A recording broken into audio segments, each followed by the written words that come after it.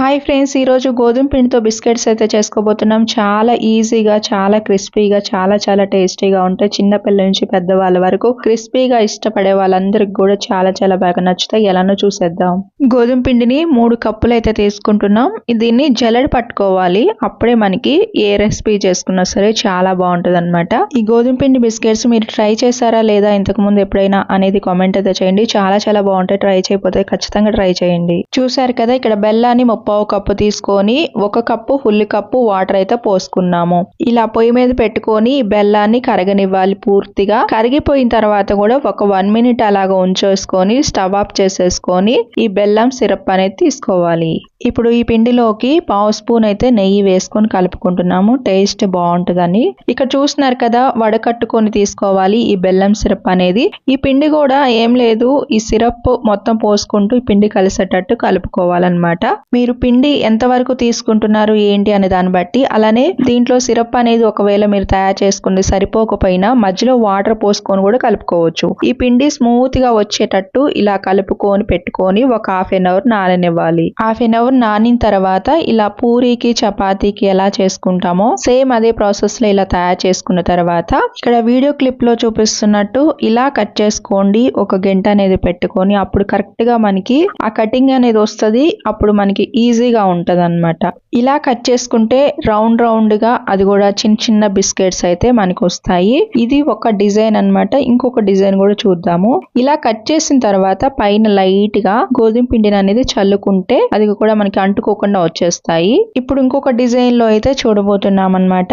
అది కూడా మనకి ఇక్కడ వీడియో క్లిప్ లో ఎలా చూపిస్తున్నాం సేమ్ అలానే కట్ చేసుకోండి. మీకు కూడా కరెక్ట్ గా అదే వస్తుంది. ఇప్పుడు మనం కట్ చేసుకునే డిజైన్ అనేది డైమండ్ షేప్ లో అయితే కట్ చేసుకోబోతున్నాం. తినేటప్పుడు కూడా వెరైటీగా ఉంటాయి కదా. ఇలా కట్ చేసుకున్న తర్వాత గోధుమ పిండి అనేది కొంచెం చల్లుకొని ఇలా కట్ చేసామంటే కరెక్ట్ గా మనకి అది కూడా డైమండ్ షేప్ అనేది వస్తుంది. ఇంకోటి ఏంటంటే అంటుకోకుండా వస్తుంది అన్నమాట. ఇలా వెరైటీగా తయారు చేసుకున్నామంటే బయటికి వెళ్ళి అది కూడా లేస్ ప్యాకెట్లు అవని ఇవని ఏయో కొనుక్కొని తింటూ ఉంటారు కదా ఈ సమ్మర్ లో పిల్లలు. ఇలా తయారు చేసి పెట్టారంటే పిల్లలకు కూడా హెల్దీగా కూడా ఉంటది కదా. అది కూడా గోధుమ పిండి బెల్లం కదా, చాలా హెల్దీ. టేస్ట్ కూడా చాలా బాగుంటాయి అన్నమాట. మనకి కట్ చేసుకోవటం కూడా అయిపోయింది. ఇప్పుడు 2 డిజైన్స్ మాత్రం మీకు చూపించేసాము. చూసారు కదా, ఇలా రౌండ్ గా బిస్కెట్స్ ఇది ఒక షేప్. ఇంకొక మోడల్ వచ్చేసి డైమండ్ మోడల్ అన్నమాట. చూడటానికి కూడా చాలా బాగుంటాయి డీప్ ఫ్రై చేశాక. ఇప్పుడు డీప్ ఫ్రై కూడా ఎలా చేసుకోబోతున్నామో చూసేద్దాం పదండి. డీప్ ఫ్రైకి అయితే ఆయిల్ పెట్టుకున్నాము.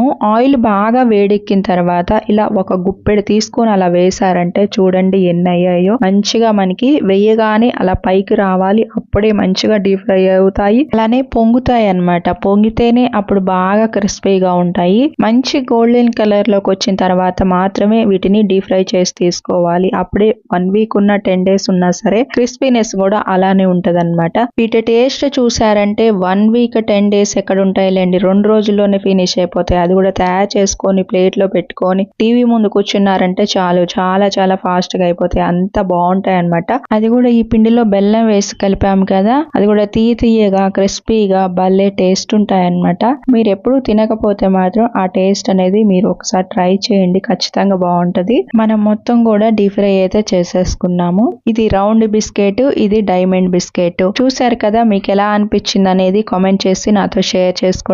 ఇలానే ఫాలో అవుతుండండి మన ఛానల్ ని.